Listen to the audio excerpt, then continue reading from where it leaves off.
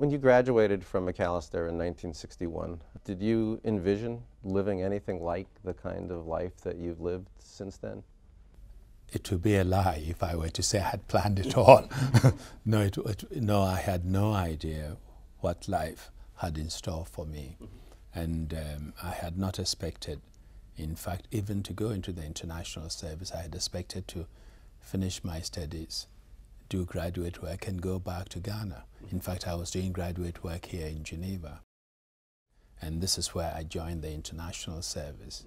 And I thought I was going to do it for 2-3 years and go back home. And here I am. I stayed with it for over 40 years. You cannot live that kind of life and not be influenced and molded by it. And I think Macalester had quite a bit to do with it. And in fact, Macalester is the first college to fly the UN flag. That's correct. And in fact, it was Charles Turk, the president for whom that award was named, who raised that flag in 1950, I believe, at Macalester. He was a global citizen already then. He was. No, that's wonderful. And what dormitories did you live in? I was in Kirk, yeah, which was fun. We had a fun group of people there. And we got involved in all sorts of things, and I was very active and participated in many activities. I was a sprinter. I played soccer. I played ping pong, the debating society, and international relations club, and other things. But there were professors too who had an impact. Amanjani, who was in government, and Mittal, who were very strong in the area of governance and constitutional rule. And those were some of the people who really had an impact. And the teachers generally were of high caliber.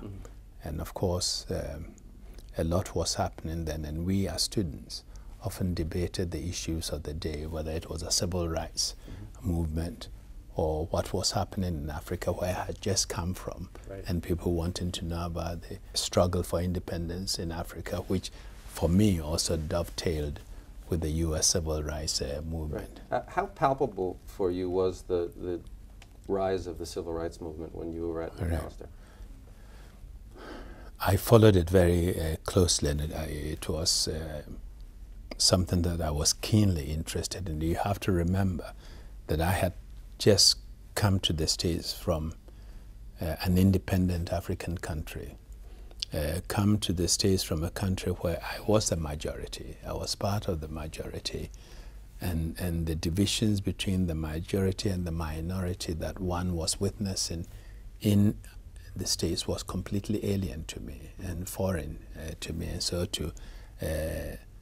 but the issues they were dealing with, the struggle for freedom, for independence, is something that we had dealt with in Africa, but from a different perspective, in a different context. Here, they were fighting for their daily dignity and respect. We fought for independence from the colonial powers. The colonial powers were able to control the country, but they were not in your face. They were not involved in your everyday life.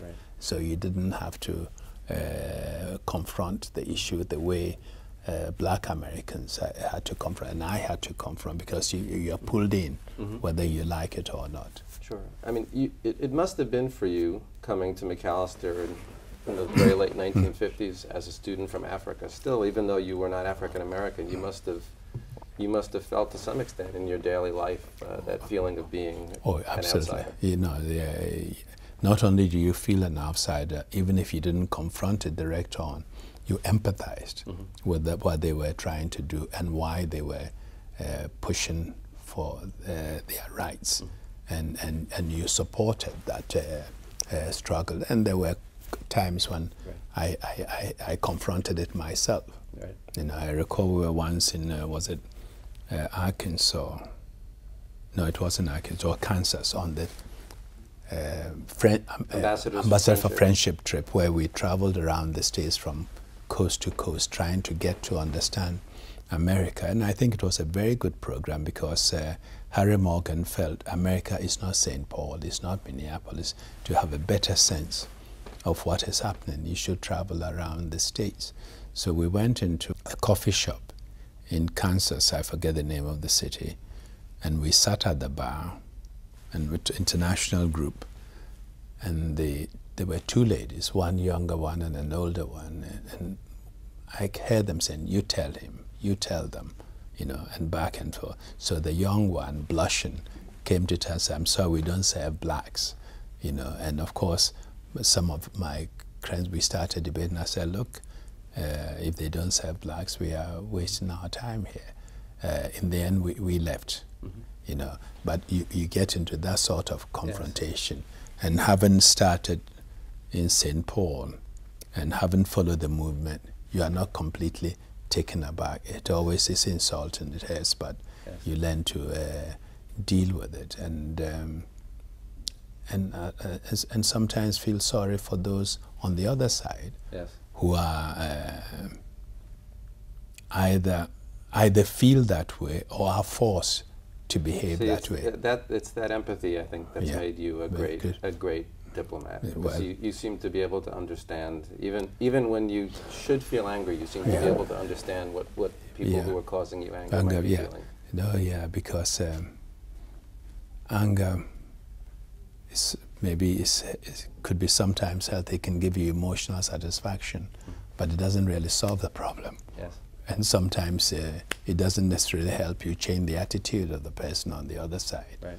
You need to find some ways of engaging them. Now, the Ambassadors for Friendship program seems to be something that had a powerful influence on the lives of those who participated in it. They had a reunion last year, and it clearly was a transformative experience for many people. And you participated in that program. No, it was an interesting program because you get to see so much, and you also you know, we've talked about the human rights struggle and the misbehavior of some members of society, but you also saw lots of generosity, lots of openness, lots of desire for knowledge, and people wanting to understand what is happening and what's going on. And also ordinary Americans who were ready and determined to share their experiences with us. I mean, we stayed in hotels, we stayed on farms, we stayed in fact, one day we tried to stay in a prison just to get an idea of what goes on in there. You wanted a true immersion experience, didn't you? Yes, I know, but they didn't want us. The fellow said, "This is the first time in my 25 years here that I've seen people volunteering to be locked up." In the end, we ended up at the Salvation Army, which was an interesting experience because there was a woman, the religious person, who had always wanted to be a missionary in Africa and never made it. But suddenly Africa came to her, and she kept trying to feed me everything she's got to eat, you know. So, but it was a wonderful experience. We even ended up in Las Vegas, my first time ever in a casino where the owner of the hotel had invited us to stay. And then at the end of dinner, he said, "I want to teach you boys something." And he gave each of us $100 to gamble. He said, "If you gamble long enough, I'll get every cent of it back and possibly more." And he was right. Yes. I mean, at one point, some of us were ahead with a couple of $100, but we lost every cent. Some, in fact, added their own money and lost that too. But there was one fellow who played for a while, made $600 and stopped playing. He was very upset with him. He said, "That was not the idea. I didn't want you to make a problem. I wanted to teach you a lesson that you don't come to casino thinking you can make money, that in the long run you're a loser." Right. And so that was it. But you know, those kinds of things we encountered on the road. And you also were in a program, I think, where you visited rural communities in Minnesota. That's correct. Yeah. And did you actually stay in homes? We stayed with homes of some of the citizens, and they were always very, very welcoming, very helpful to us. And for a young person away from home, that sort of reception, that sort of warmth makes a difference. And you also get to know the community and understand what makes the society tick. Right. Now let's think about the students who are at Macalester today. If you could offer them some advice about the things they should be thinking about, the things that they should be preparing for as they go through their studies and look to the future, what advice would you offer them? No, I think the first thing is they need to take their studies seriously. It's an opportunity that they have to prepare themselves for life. Of course, they also have to play. They have to study hard and play hard and set the right priorities for themselves. But they also are going to be... You studied hard all the time, though, right? Well, we play too. That's why I'm telling them to do both. And I think what is also important is for them to realize that they're going to live in an interdependent world, yes.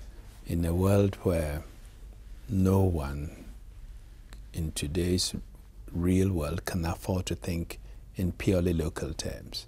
They have to think in much broader terms and realize that what happens in America has impact on other societies and vice versa. So they're already growing up knowing that they will have to be global citizens to make a difference in this world.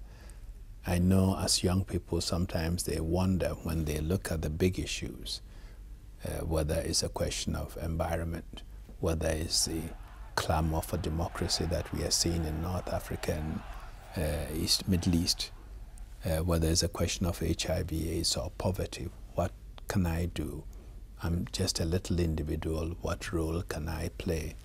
But they can begin to show concern within their community. They can start at the college. They can start in their own community. If they see something going wrong, they should get engaged. They can organize themselves, a group of friends. Let's do something about this. It may be going to teach inner city kids mathematics, yes, or physics. Volunteering to do that is really taking responsibility and really becoming part of the community. They've seen what young people are doing in the Middle East today. You know, it is their world, and they need to get engaged early. And engagement means also action and participation. And you have to do it where you can. And it doesn't have to be a major act. I mean, it's enough sometimes to notice something wrong is happening and just say, this is enough, stop. You know, and just that act empowers the person who is being bullied or cheated and gives them the sense that there is support, and sometimes give them courage to stand up and fight back. Yes. And that's how it starts. There's much debate about whether these globalizing forces are on balance a positive or a negative. Do you tend to come down on one side or another of that debate? I think on the whole, globalization has been positive, and globalization has been going on for a long time and will continue. What is important is that we manage globalization in a way that everyone, even the poor communities, have a chance to benefit from globalization. It is when we seem to be blind to the differences and allow immense wealth and extreme poverty to live side by side that it sometimes leads to explosion. We've heard a lot about clash of civilization, clash of religions, and yet when you look back in the past, there have been clashes, but societies and cultures have learned from each other and grown from each other. When we talk of human rights, some people dismiss it as a Western concept, but these are norms that are present and should be present in every society. What is happening in the Middle East and North Africa today is the young people demanding to live freely and to have a say in who and how they are, by whom and how they are governed. You know. Now, I have to take this opportunity to ask you about some of the Kofi Annan legends that have emerged from Macalester history. One is that when you played soccer I know you were a big fan of the weather in St. Paul, but you actually played soccer with earmuffs on. Is this true or not true? No, but I think the legend might have started by the fact that when I first got to Macalester, I mean, I had come from the tropics. We dressed very lightly in shorts and others, and suddenly I had to put on layers and layers of clothing to keep warm. But the item I refused to use was earmuffs because I thought they were not elegant. Until one... They are not elegant. Until one Sunday afternoon I walked out to get something to eat, and I thought I was going to lose my ears. It was so cold, must have been minus 30 or 36. So the next day I went and bought the biggest pair I could find, elegant or not, and wore them all the time, but I did not wear them for soccer matches. Well, thank you. It's really been a pleasure to have this opportunity to talk with you, and congratulations again on the occasion of the 50th anniversary of your graduation. It's an important milestone in your life. No, thank you very much. And Mr. President, I'm happy to see you and Mark doing so well. And I hope you continue on that train for many, many decades to come. Well, thank you. Thank you. Good.